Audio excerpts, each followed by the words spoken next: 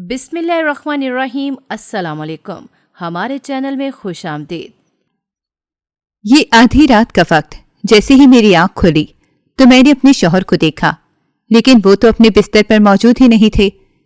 آدھی رات کو وہ کہاں جا سکتے تھے؟ میں کافی حیران ہو گئی تھی۔ یہی سوچ کر میں اٹھ گئی، کیونکہ پہلے 2 دن بھی میرے ساتھ ایسا ہی ہوا تھا، اور میں جب بھی شوہر سے پوچھتی تو یہی کہتے کہ میں پانی پینے گیا تھا۔ پھر میں حیران ہو گئی تھی، کیونکہ ہر رات کو 2:30 بجے میرے شوہر بستر پر موجود نہیں ہوتے تھے۔ یہی سوچ کر میں اٹھ گئی اور باہر جا کر دیکھا، لیکن کچن میں کوئی بھی موجود نہیں تھا۔ تو آخر میرا شوہر کہاں گیا تھا؟ پر اچانک ہی مجھے اپنی دیورانی کے روم سے وہ آوازیں آئیں۔ وہ سرگوشیاں سن کر میرے ہوش اڑ گئے تھے۔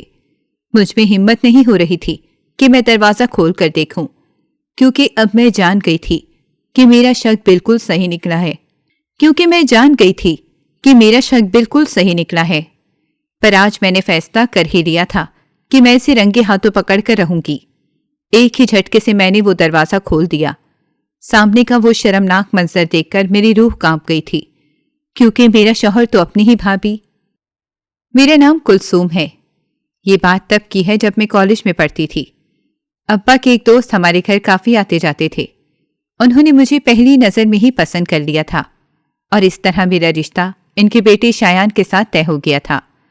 فہد انکل مجھے کافی پسند کرتے تھے اور کہتے تھے کہ میں بالکل ان کی بیٹی کی طرح ہوں۔ ان کی باتیں سن کر اماں نے یہی فیصلہ کیا کہ میری جلد از جلد شادی کر دینی چاہیے، کیونکہ میں اپنے سسرال میں بہت خوش رہوں گی۔ پر میں اماں کو یہی کہتی کہ اماں، میں نے ساری زندگی تو شایان کے ساتھ گزارنی ہے، وہ کیا میرے لیے بہتر شوہر ثابت ہوگا؟ اماں کہتی کہ بالکل، تم بہت خوبصورت ہو، دیکھنا شایان تم پر جان نچھاور کرے گا۔ لیکن شایان 2 سال انگلینڈ رہ کر آیا تھا۔ اس کا سارا رہن سہن بالکل باہر کے لوگوں والا تھا۔ اسی وجہ سے وہ اپنی فیملی میں گھل مل کر بھی نہیں رہتا تھا۔ کیونکہ فہد انکل کی بھتیجی کی شادی پر میں گئی تو شایان نے مجھ سے کوئی بات ہی نہ کی۔ یہ بات مجھے بہت عجیب لگی تھی۔ میں نے اماں سے بھی کہہ دیا تھا۔ اماں کہنے لگیں، تم خواہ میں زیادہ سوچ رہی ہو، ایسا کچھ بھی نہیں ہوگا۔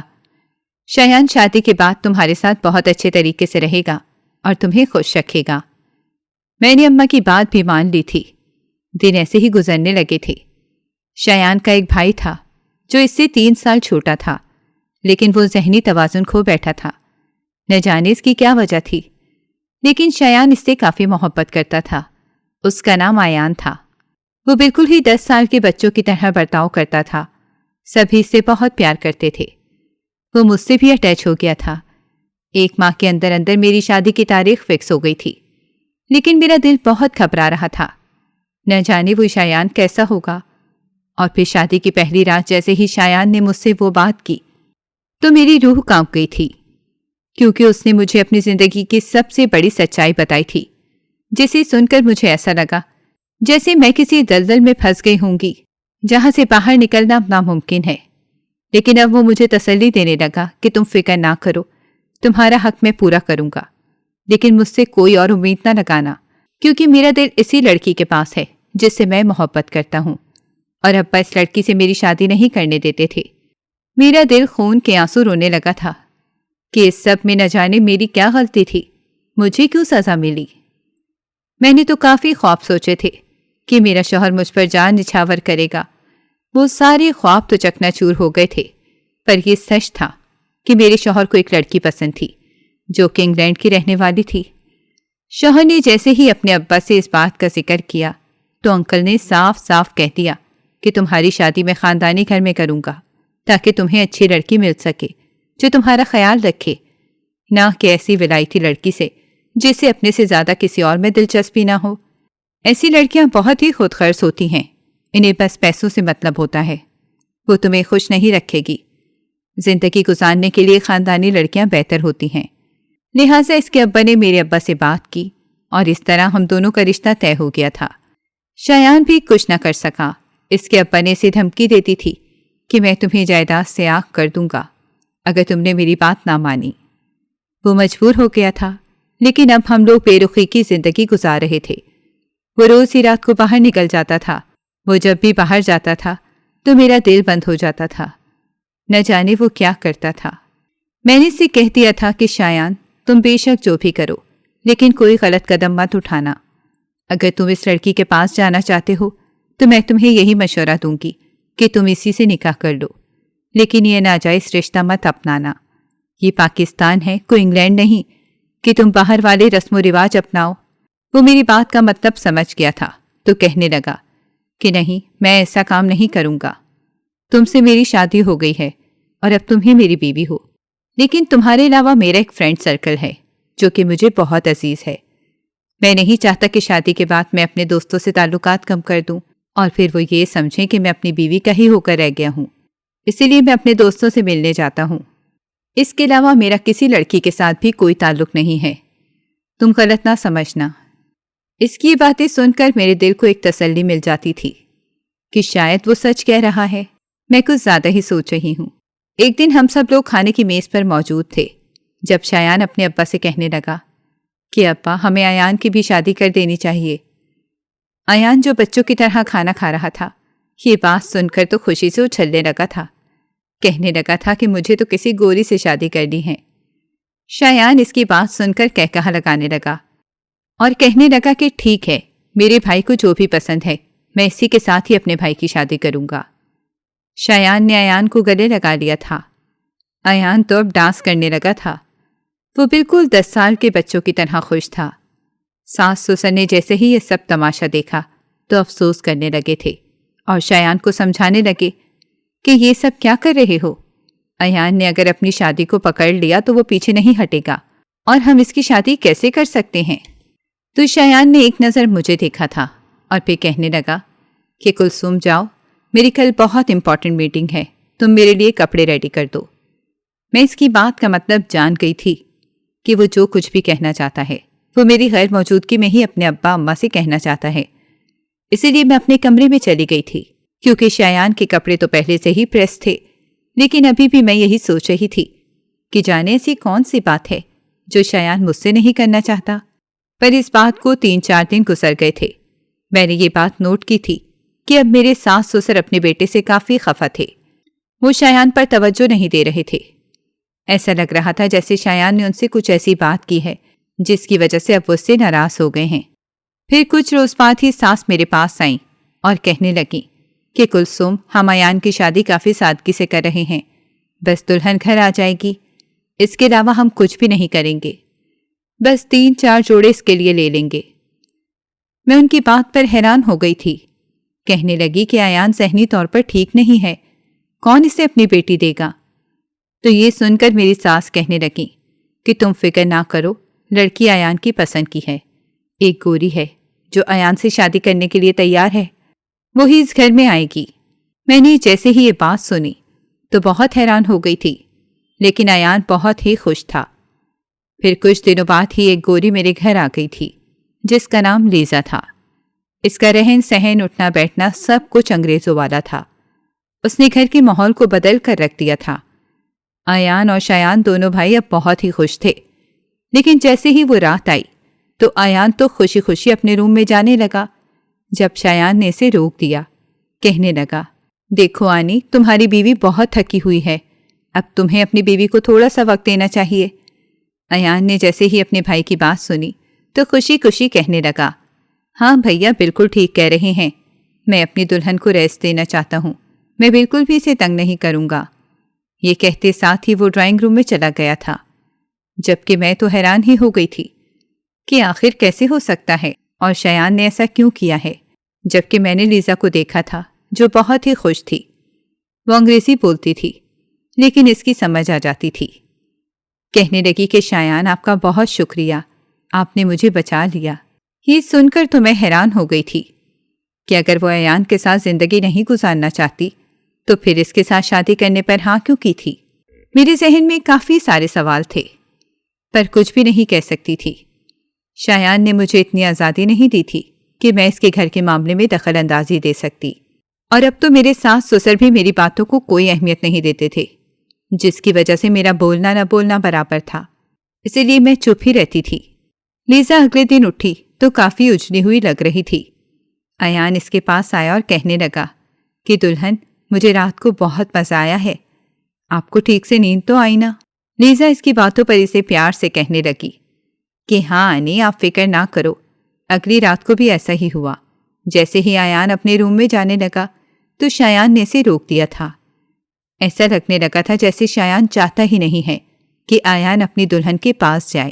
ایک روز میں نے ایان کو اپنے پاس بلایا اور اسے کہنے لگی کہ آنی دیکھو، لیزا آپ کی دلہن ہے اور شادی کے بعد آپ کو اس کے پاس جانا چاہیے۔ لیزا آپ کو دیکھے گی تو بہت خوش ہو جائے گی۔ ایان کہنے لگا بھابھی آپ بالکل ٹھیک کہہ رہی ہیں، میں دلہن کے پاس جاؤں گا، مجھے بہت مزہ آئے گا۔ اس کی باتوں پر میں بھی خوش ہو گئی تھی۔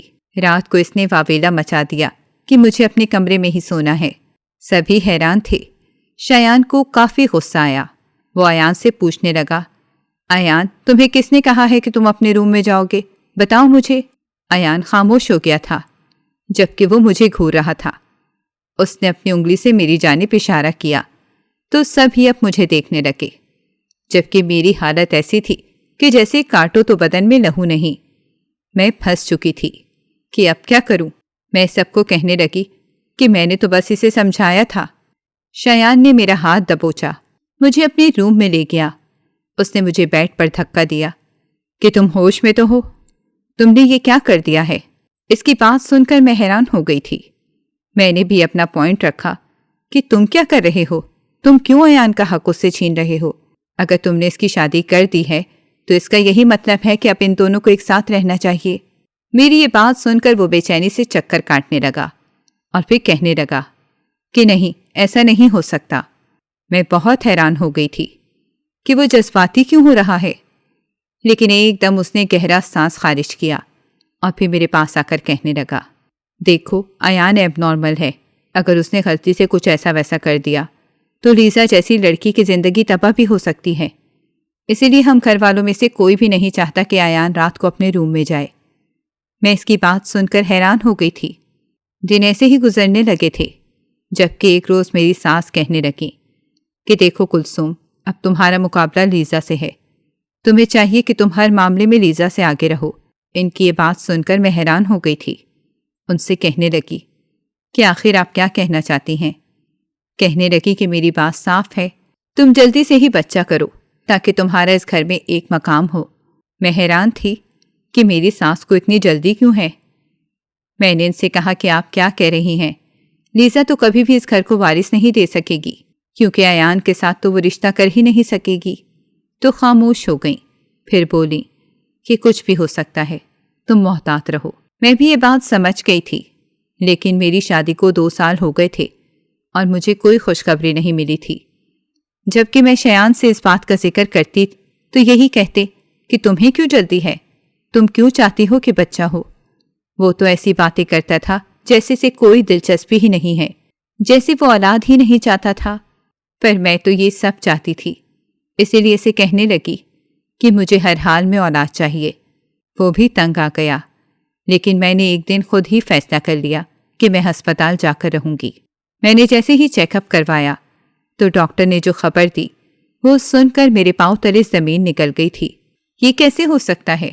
ڈاکٹر نے مجھے کہا تھا کہ میں کبھی ماں نہیں بن سکتی۔ یہ خبر تو میرے لیے بہت ہی غم کا باعث بنی۔ میں نے ساس کو بتایا تو وہ چپ ہو گئی تھی، جبکہ شایان کو تو کوئی اثر ہی نہیں ہوا تھا، جیسے وہ تو یہی چاہتا تھا۔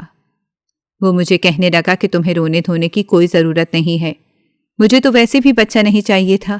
اس کی یہ باتیں میرے دل کو لگ رہی تھیں، جبکہ ساس کا میرے ساتھ ایسا رویہ تھا ہی نہیں۔ میں اب شایان کو لے کر بہت جذباتی ہو گئی تھی۔ میں جانتی تھی کہ دنیا میں اس کے علاوہ میرے پاس کوئی بھی نہیں آ سکتا۔ اب ایک وہی میری دنیا ہے، پر ایک رات جیسے ہی میری آنکھ کھلی تو میرے ساتھ شایان موجود ہی نہیں تھا۔ یہ دیکھ کر میں ہکلا گئی، جلدی سے اپنے بستر سے اٹھی اور شایان پکارتے ہوئے باہر نکل گئی۔ باہر خوب اندھیرا تھا، کوئی بھی موجود نہیں تھا۔ مجھے پہلے تو ایسا لگا جیسے شاید شایان پانی پینے گیا ہو، لیکن میں جیسے ہی کچن میں گئی تو وہاں تو کوئی بھی موجود نہیں تھا۔ اچانک ہی پیچھے سے کسی نے مجھے پکارا۔ میں نے دیکھا تو شایان تھا۔ میں فوراً اس کے پاس چلی گئی اور کہنے لگی کہ تم کہاں چلے گئے تھے؟ تم جانتے ہو نا میں بہت پریشان ہو گئی تھی۔ وہ غصے سے کہنے لگا کہ کیا ہو گیا ہے تمہیں؟ تم ایسا برتاؤ کیوں کر رہی ہو؟ میں پانی پینے آیا تھا۔ مجھے تمہارا یہ رویہ بالکل بھی پسند نہیں ہے۔ میں چپ ہو گئی تھی۔ وہ جلدی سے جا کر واپس چلا گیا۔ شایان بھی اپنے بستر پر آ گیا تھا، لیکن میرا دل بہت تیزی سے دھڑک رہا تھا، کیونکہ میں جانتی تھی کہ جب میں کچن میں گئی تھی تو وہاں پر کوئی موجود نہیں تھا۔ وہ وہاں موجود ہی نہیں تھا۔ 2-3 دن بعد دوبارہ سے رات کو شایان اپنے بستر پر دکھائی نہ دیا۔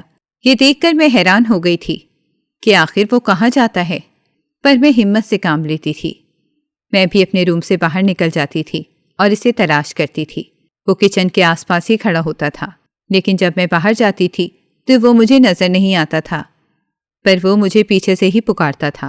یہ سوچتے ہوئے میں حیران ہونے لگی کہ آخر وہ کہاں سے نمودار ہو جاتا ہے، کہیں وہ مجھ سے جھوٹ تو نہیں بولتا۔ مجھے شک ہونے لگا تھا۔ میرے بانجھ پن کی وجہ سے میری ساس نے بھی مجھے تانے دینا شروع کر دیے تھے۔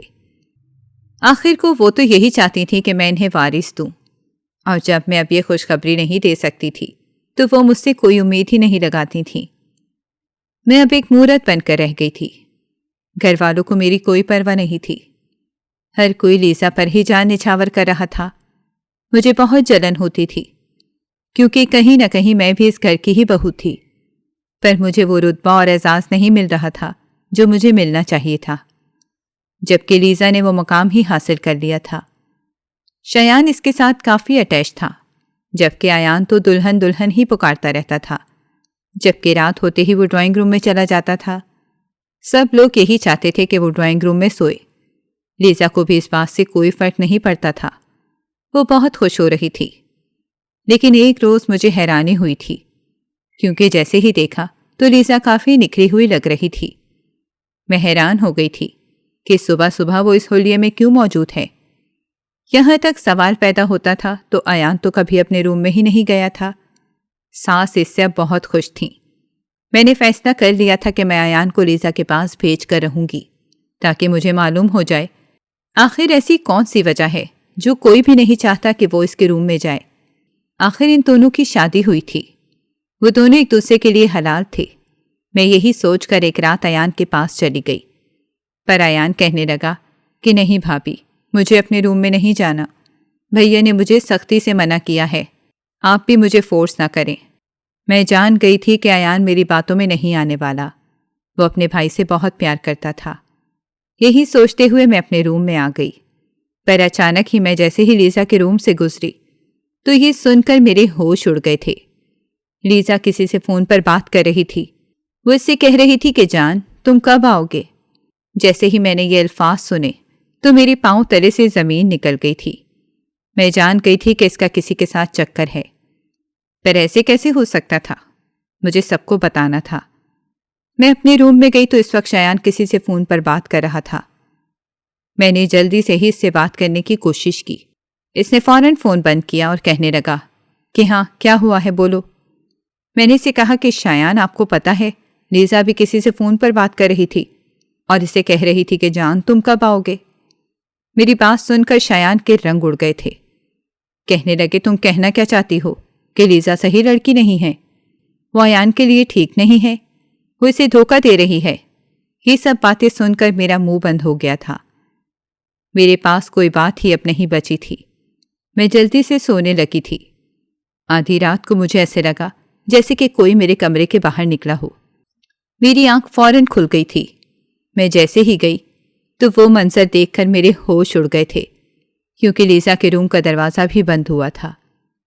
میں یہ شایان کو یہاں وہاں تلاش کرنے لگی تھی، وہ مجھے کہیں بھی نظر نہیں آیا تھا۔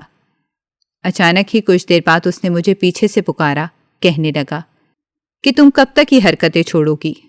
مجھے رات کو پیاس لگتی ہے، اسی لیے میں باہر آتا ہوں۔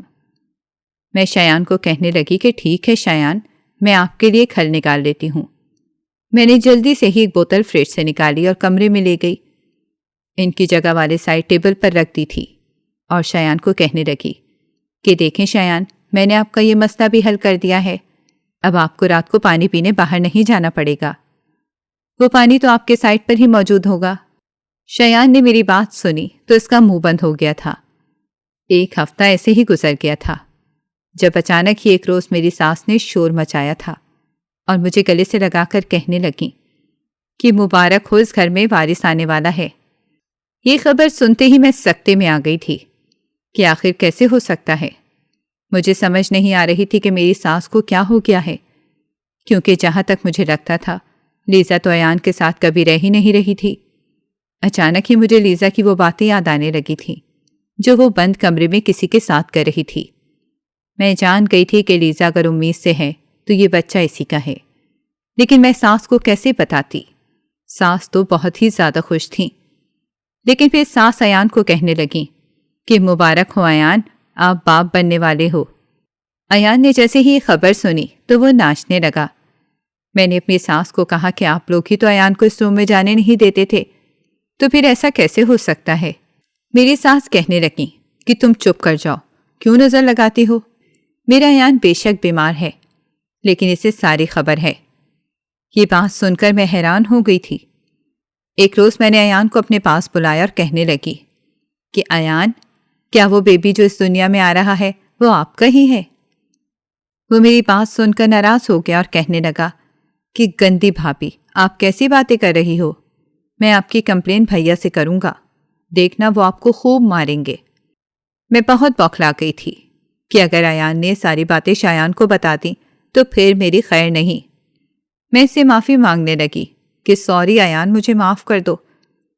مجھے بہت زیادہ خوشی ہو رہی ہے، اس لیے میں آپ سے یہ سب پوچھ رہی ہوں کہ آپ مجھے مٹھائی نہیں کھلاؤ گے؟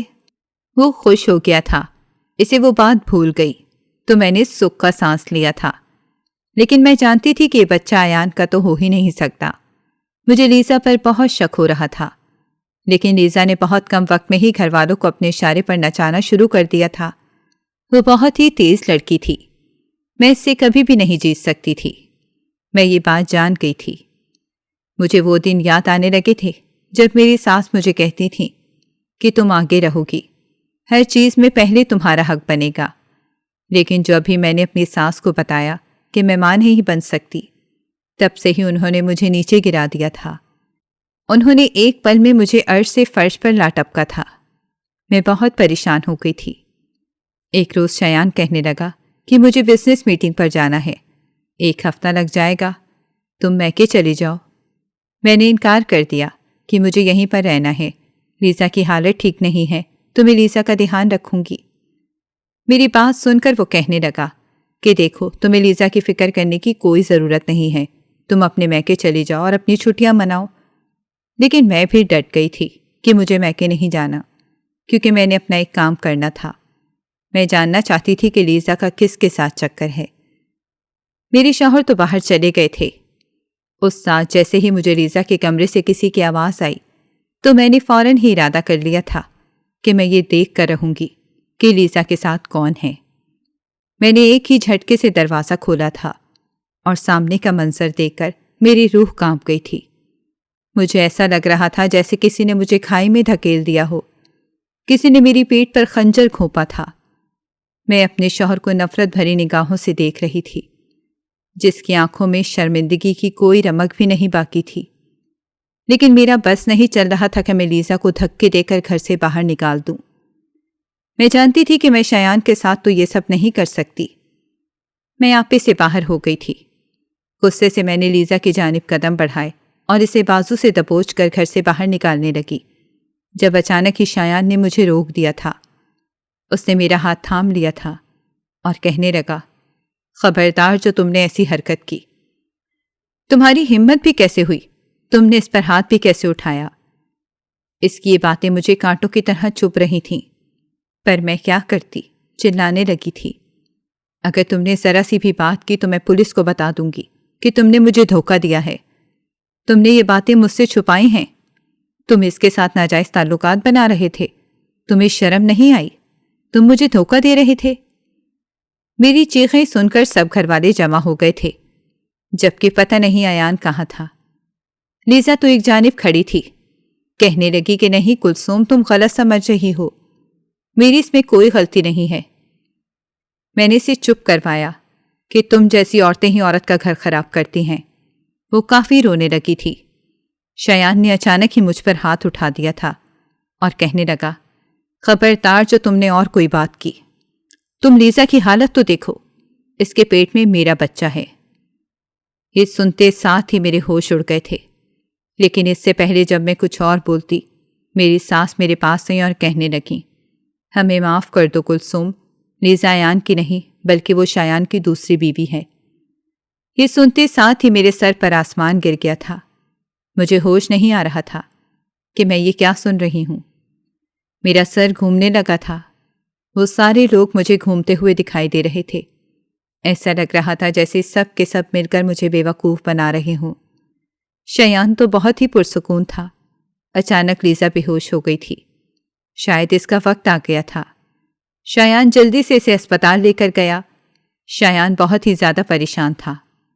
کچھ دیر بعد پتہ چلا کہ لیزا نے بچے کو جنم دیا ہے، لیکن ایک اور خبر ملی کہ وہ اس دنیا سے جا چکی تھی۔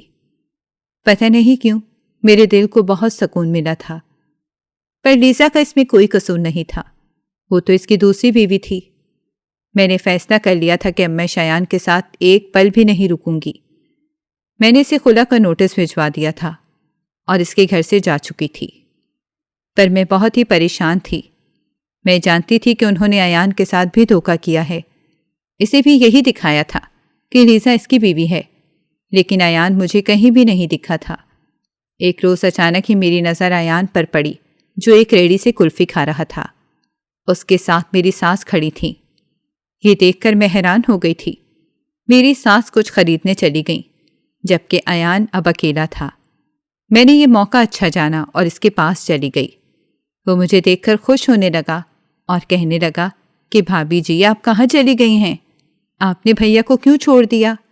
آپ کو پتہ ہے لیزا مجھے ہمیشہ کے لیے چھوڑ کر چلی گئی ہے۔ میں نے ایان کو اپنے پاس بلایا اور اسے ساری چیز سے باخبر کر دیا کہ ایان تم جانتے ہو وہ بیبی کس کا ہے؟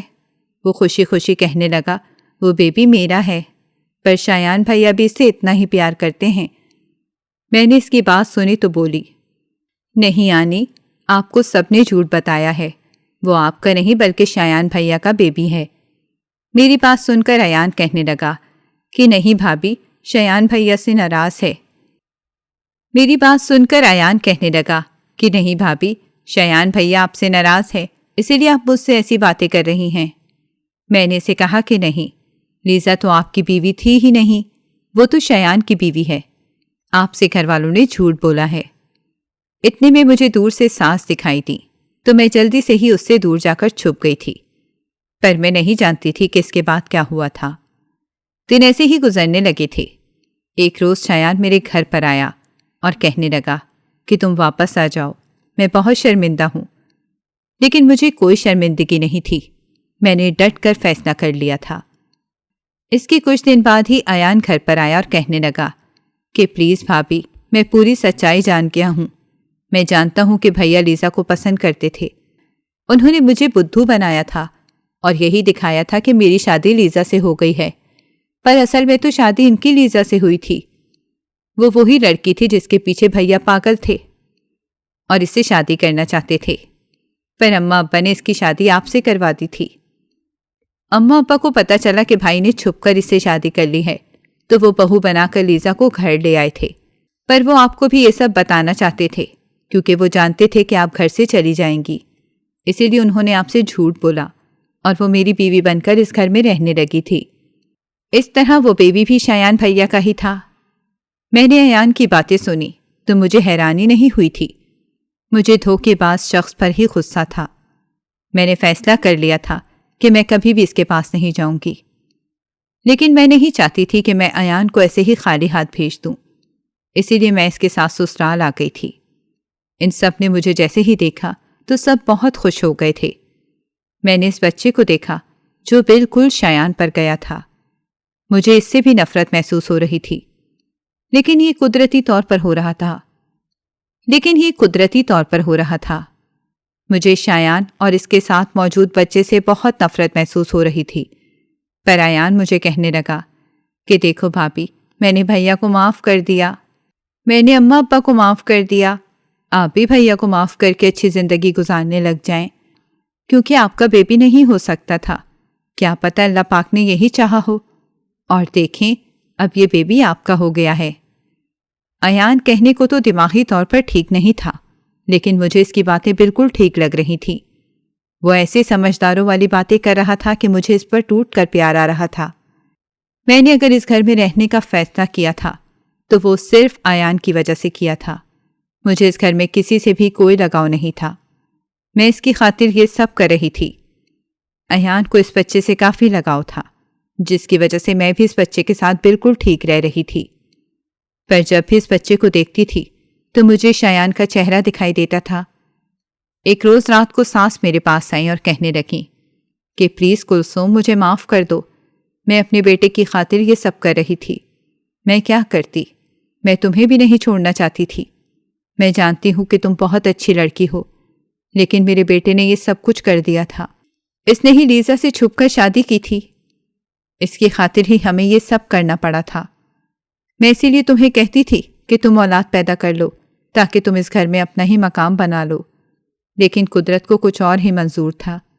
پلیز تم ساری بیتی باتیں بھلا کر ہمارے ساتھ ایک نئی زندگی گزارو اور ہمیں معاف کر دو۔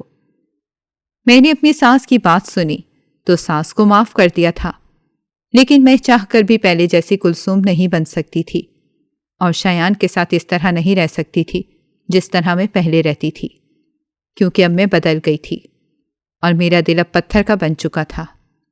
میں نے فیصلہ کر لیا تھا کہ جیسے ہی یہ بچہ بڑا ہو جائے گا تو میں اپنی نئی زندگی گزارنے لگ جاؤں گی اور سب کو چھوڑ دوں گی۔ ناظرین، اگر آپ کو ہماری کہانی اچھی لگی ہے تو ویڈیو کو لائک کریں، شیئر کریں اور ہمارے چینل کو سبسکرائب کریں۔ اگلی ویڈیو تک اجازت دیں۔ اللہ حافظ۔